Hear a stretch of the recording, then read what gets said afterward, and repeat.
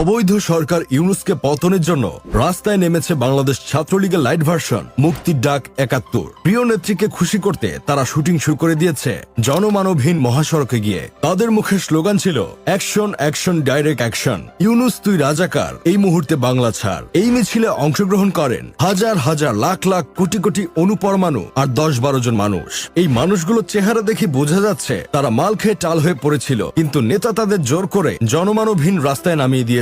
এখন আপনাদের মনে প্রশ্ন আসতে পারে, সংগ্রামী পাতাখোর ভাইরা হাইওয়েতে কেন মিছিল দিচ্ছে? দেখেন ভাই, নিতম্ব লাল হবার ভয় তো সবারই আছে। এই মিছিল যদি হাটে বাজারে দেয় তাহলে পাবলিক তো এদের পশ্চাৎ দেশ লাল করে দিবে। তাই উনারা মহাসড়কে গিয়ে শুটিং করছে। বাংলাদেশ মুক্তির ডাক ৭১-এর সংগ্রামী পাতাখোর ভাইরা, তোমরা এগিয়ে চলো স্বমহিমায়। এভাবে আর কিছুটা পথ পাড়ি দিয়ে শাহবাগে এসে পৌঁছাও। তোমাদের নিতম্ব লাল করার সকল ব্যবস্থা করা আছে। আহো ভাতিজারা, তোমরা তাড়াতাড়ি আয়া পড়ো।